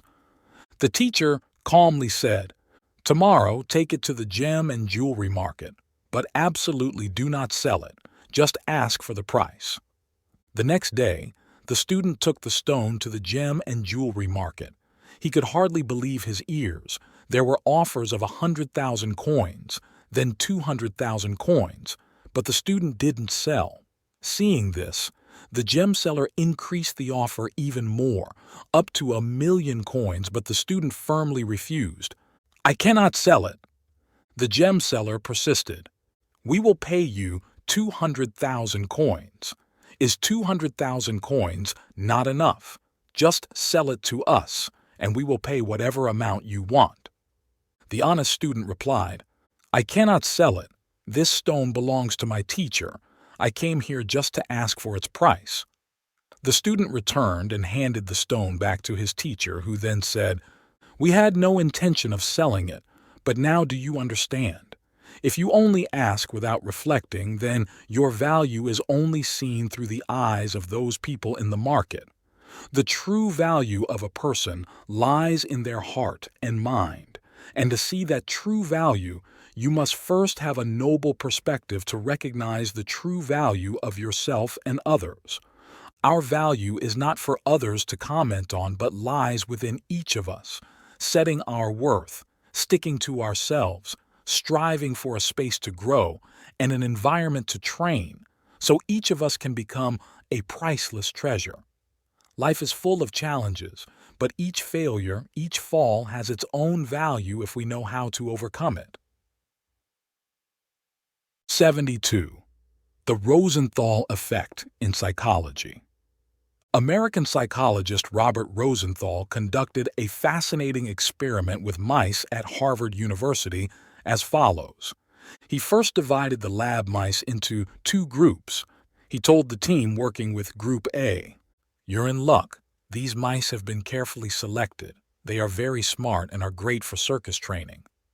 Then he handed the other group to a different team, saying to them, "You're not so lucky. These mice are just ordinary, not very smart. Use the most basic methods to train them."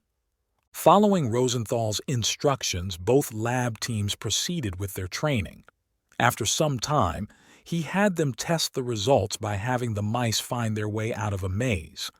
For mice, navigating through tunnels to find food is normal, but this path had many dead ends. requiring them to remember the route, and only the smart mice could successfully find their way out of the maze. The results showed that the mice from Group A were much smarter than those from Group B, finding their way out of the maze much quicker.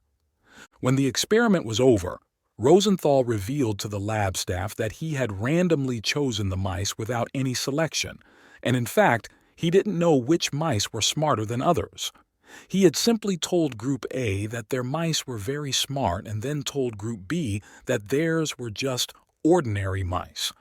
Because the staff in Group A believed their mice were smart, they used special methods to train them. As a result, the mice in this group indeed became smarter. In contrast, the mice in Group B were considered ordinary, so the most basic training methods were used on them, and as a result, these mice did not become as smart. 73. Regret. There was this really famous monk who, after passing away, everyone thought had reached enlightenment, so they revered him a lot. On the same day he died, a well-known prostitute also passed away. She lived right in front of the monk's church, and they were neighbors. An angel came to take the monk to heaven, while another angel was supposed to take the prostitute to hell. When the angel and the monk reached heaven's gates, they found them still closed. St. Peter said, "You've knocked on the wrong door. Take the monk to hell and bring the prostitute to heaven." The angel said, "What?" This man was a highly respected practitioner, always in meditation and prayer. So we didn't even ask and brought him straight here. And the woman definitely has to go to hell, so the other angels have already taken her there. I didn't ask because it all seemed clear. St. Peter explained, "You've only looked at the surface, and so you made a mistake." This monk always appeared calm for others to see, but deep down, he was constantly thinking, "I'm living a wrong life. That woman is so beautiful and she's right across the street. I'm doing something pointless, praying all the time, trying to look saintly but getting nothing." But because of his reputation, he didn't dare do anything. In life, many people try to look upright like that monk, mainly because they're scared. He was scared because he was famous and known by many, and for the sake of his reputation, he didn't dare approach the prostitute. Being scared always makes one feel fearful, so he just tortured himself, ate in moderation, and acted uprightly.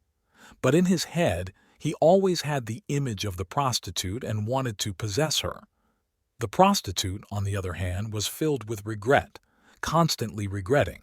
She knew she was wasting her life, losing the precious things in life, because for money she had to sell her body and soul. She always looked at the monk's church, directing her life towards it. That was her true meditation. She prayed for a chance to enter the church, but thought that, as a prostitute, it would be a blasphemy, so she dared not enter. She kept condemning herself because she had lost everything. St. Peter said, "Take the prostitute to heaven and take this man to hell. Their outward appearances are different, their hearts are different, but they are both filled with regret." 74. The mysterious door. There was an official who was not only exceptionally talented and incredibly intelligent, but also an outstanding diplomat deeply trusted by the king. Finding someone to replace him after his death was no easy task. The king searched the entire kingdom and finally found 3 candidates. One was a great mathematician who could solve any mathematical problem. Since mathematics demands absolute precision and underlies all other fields of study, it can be considered the foundation of all knowledge. Another was a philosopher and a great magician, capable of creating gods, theories, and everything else without any help. He was also a writer who created worlds with his words and imagination. The third was a priest who placed his absolute faith in God, praying daily. These 3 geniuses, chosen as finalists, were brought to the royal palace to meet the king. "I'm giving you 3 days to rest and prepare. On the 4th morning the contest will begin, and I will choose one of you to be my royal advisor. So you must prove you're the wisest." Thus, all three prepared in their own ways. The 3 days may not be enough, thought the mathematician, needing to devise many experiments and solutions. So he neither ate nor slept during these days, focusing on preparing thoroughly for a future of prosperity and happiness. The philosopher prepared for all possible scenarios, making sure he was ready for any question that might arise. Only the priest ate, slept, and relaxed comfortably, praying daily and then taking walks. For a preacher, there's no final exam in life. Every moment is a test, so there was nothing special to prepare for. Finally, the 4th day arrived. When they went to meet the king, the mathematician was so exhausted from his experiments that he could barely walk, his mind a chaotic mess. The philosopher, having overthought every possible scenario, was no less frazzled. Only the priest was cheerful and relaxed, singing as he walked, enjoying the bird song and sunshine, as if he had no worries. He had no expectations and desired nothing. When they arrived, the king had prepared a test, a room with a lock that had many numbers but no key. The numbers were the clue to unlocking the door. The first to exit would be chosen. This was the king's challenge. The mathematician immediately started calculating, listing scenarios, and scrutinizing the lock's numbers, wasting no time on this life or death issue. The philosopher blindfolded himself to think in his own way, moving from one problem to the next. The priest, uninterested in the lock, thought, "What can I do? I know nothing of mathematics or practical science." So he sat in a corner of the room, sang, then prayed. The others thought he posed no competition. "It's good he's out of the way. Now, it's just between the two of us." But when they thought of the priest again, they realized he had left the room, and the door was open. The king entered and said, "Why are you still here? The contest ended long ago. Someone has already left the room." They couldn't understand how the priest, who did nothing, managed to leave. They asked him, and he replied, "I just sat there praying, and suddenly a voice in my head said, 'You're silly. Go and check the door. See if it's actually locked.' So I went to the door, and indeed it wasn't locked. There was no puzzle to solve, so I opened the door and walked out." 75. In a past life, long ago. Once upon a time, there was a young scholar who had promised his fiancée that they would marry on a specific date. However, when the day arrived, his betrothed was married off to someone else. The scholar was heartbroken and fell gravely ill. At that time, a monk happened to pass by. He showed the scholar a mirror. In the mirror, the scholar saw a vast ocean, and on a drifting boat lay the body of a woman. Some people passed by, glanced at her, and moved on. Others felt pity, covered her with a cloth, and continued on their way. Yet another person, upon seeing her, carefully dug a grave and buried her. The monk explained that the woman in the boat was the scholar's fiancée in a past life. The scholar was the second passerby, the one who had covered the woman with a cloth. In this life, they loved each other as a way for her to repay his kindness and love. The person she owed a lifelong debt to was the last one, the person who had buried her. This person was her current husband. The scholar understood everything, and his illness was cured. In life, what's meant to happen will happen, and we're destined to go through many experiences. On this journey, there can be laughter, but also tears, confidence in success, but also warnings of failure. Every experience is valuable. The richness of life comes from the innocence within our souls, the beauty of life from a humble heart. There's no need to sculpt a perfect path. Just work hard and be sincere, and your life will shine brighter than anything else. If you want love, give love to others. If you seek care, learn to care for others. If you wish for kindness, be kind first. If you desire a happy life, Bring joy to others and you'll find your own happiness growing. The best thing we can do for ourselves is to do more good for others. Love people, cherish all life, embrace love, spread love, and grow from it. 76. Why I had to shake his hand. One morning, as I was shaving and looking in the mirror, I suddenly felt something was off. The reflection showed a pale face with wrinkles around the eyes that seemed to be smiling, ingratiating itself to others. Yesterday, at the lab's door, I met a young professor, a person of high rank. He climbed the ranks quickly, but not because of exceptional talent, but rather by playing the game, going with the flow.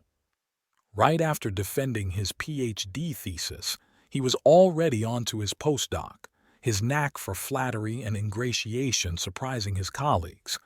We didn't really like each other, just barely nodding in acknowledgement when we met at the door, that unfriendly vibe persisting. But as soon as he saw me, his face lit up with a happy smile, acting interested and enthusiastic, as if our chance meeting was a delight.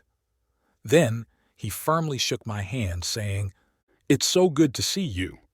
A few days ago, I had the honor to read your paper on Antarctica.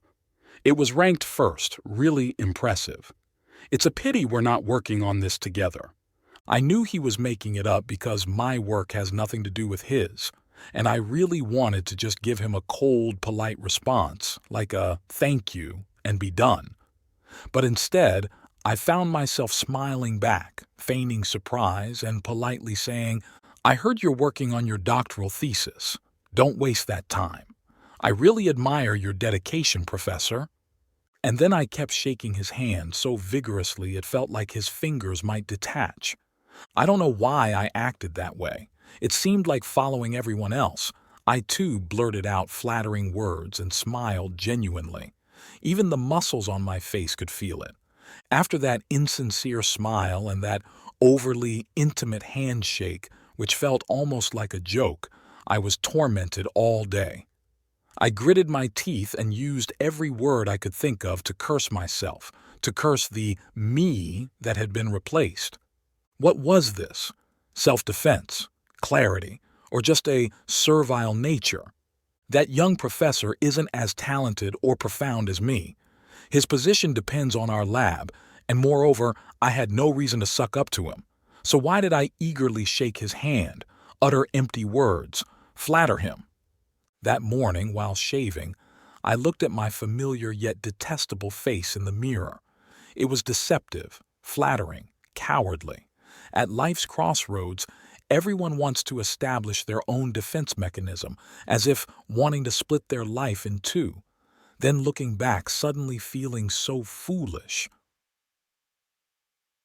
77. 3 sincere tips. On his way back from the neighboring village, a priest saw a man selling a very beautiful bird. So he bought the bird thinking, "Such a beautiful bird must taste delicious." You shouldn't think that way. Suddenly, the bird spoke. Startled, the priest asked, "What? Did you just speak?" The bird replied, "Yes, I'm not an ordinary bird. If you let me go, I'll give you 3 pieces of advice." Thinking, this bird can talk, so it must be very wise. The priest agreed. "Okay, tell me the 3 pieces of advice, and I'll set you free." The bird said, "The first piece of advice is never to trust lies, no matter who says them, even if they're great, famous, respected, powerful, and authoritative. If they're wrong, don't believe them." The priest nodded. "Right." The bird continued. "The second piece of advice is never to do more than you're capable of, no matter how necessary it might seem. So, always carefully assess and know your own abilities before starting anything. Only smart people understand their limits, while fools always try to prove themselves." The priest nodded again. "Right." The bird went on. "The third piece of advice is if you do good, you won't need to repent. People only repent when they do wrong." All 3 pieces of advice were profound and perfect. So, He released the bird and happily returned to the church, thinking, "I'll use these tips for my next sermon. They'll be great for inspiring change. I should write them on the wall and carve them on the desk to always remember them." Suddenly he heard the bird laughing joyfully in a tree. The priest asked, "Why are you laughing?" The bird replied, "You're so foolish. Inside me there's a very precious diamond, a priceless treasure. If you had killed me, you would have been rich." Hearing this, the priest regretted his actions. "I'm such a fool. What have I done? Why did I believe a bird's words?" Angry, he threw his notebook away and climbed the tree. The priest was old and had never climbed a tree before. Every time he almost reached the bird, it flew higher, and eventually they were both at the top of the tree. When he reached out to catch it, the bird flew away, and he slipped, fell to the ground, bleeding profusely, with both legs broken in a critical condition. As he lay dying, the bird landed on a low branch and said, "You're truly foolish. First, did you really believe there was a precious diamond inside me? Such an obvious lie, and you fell for it. Then you did something beyond your ability. Have you ever climbed a tree before? You know birds can fly, so why did you think you could catch me with your hands? You're a big fool. Do you regret letting me go? If you did a good deed, why feel remorse? Now go home. Rewrite these principles and use them for your next sermon." Hey everyone, your comments truly matter, offering insights and motivation to others and uplifting our creative team at Lighthouse of Wisdom channel. Sharing your thoughts and experiences enriches our community. So, let's get the conversation started below and help illuminate our path with your wisdom.